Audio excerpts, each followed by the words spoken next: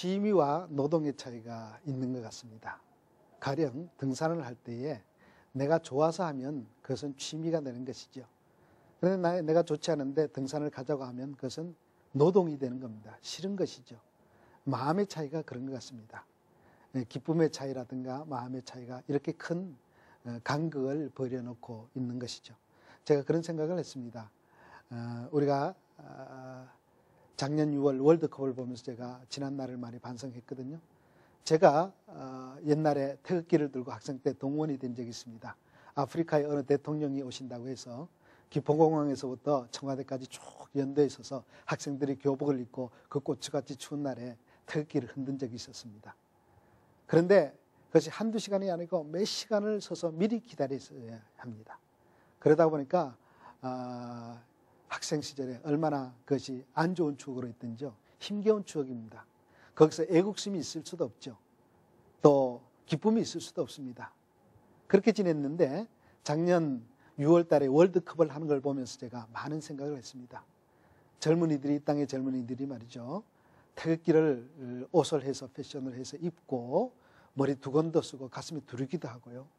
또 태극기를 다 자기 돈을 들여서 사서 손에 손을 들고 그렇게 해서 코리아를 외치는 걸 볼 때 거기서 진정한 감동과 힘을 느꼈습니다. 다이나믹 코리아는 그런 것이죠. 진정한 기쁨이잖아요. 그래서 제가 그런 생각을 하면서 우리 이 땅의 크리스찬들도 이랬으면 좋겠다는 생각을 했습니다.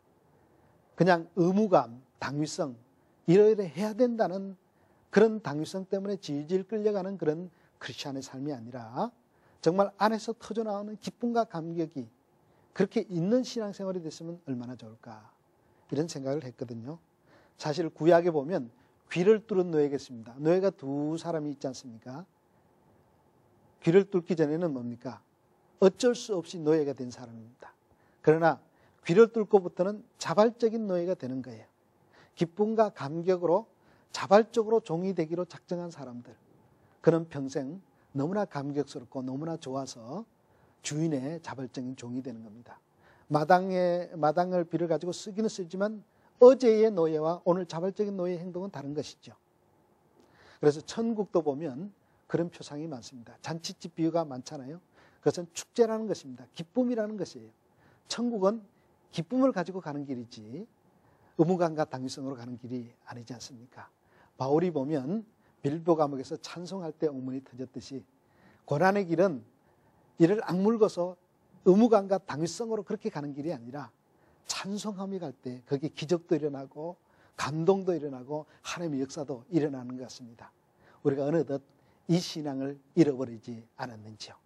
싸늘한 가슴으로 하나님 나라를 앞당길 수는 없습니다. 우리가 의무감과 당위성으로 기본만 해가지고는 하나님 나라를 흥왕시킬 수 없거든요. 나의 구원, 가정의 구원, 또 일터의 구원 다 이런 신바람이 예수의 바람, 성령의 바람, 하나님의 바람이 내 가슴 속에서 몰아닥칠 때 그때 일어나는 기적이요 변화인 것 같습니다. 정말 진정한 복음신앙을 회복하는 것이 지금 무엇보다도 시급하다는 생각을 했습니다. 헌금도 사회봉사도 복음 증거도 사랑의 실천도 내 안에 터져나오는 기쁨을 했으면 좋겠어요. 내 안에 기쁨이 없으면 잠시 중단해보면 어떨까요? 내 안에 기쁨이 용량이 커진 다음에 했으면 좋겠습니다. 그렇게 될 때에 보상도 바라지 않고 원망도 없고 불평도 없죠. 거기에는 내가 하나님에게 해주고 마는 거예요. 그냥 내가 좋아서 하는 겁니다. 그래서 복음 증거하고도 대가가 없어요. 죄인 중에 괴수된 심정으로 더하지 못해서 안달이요.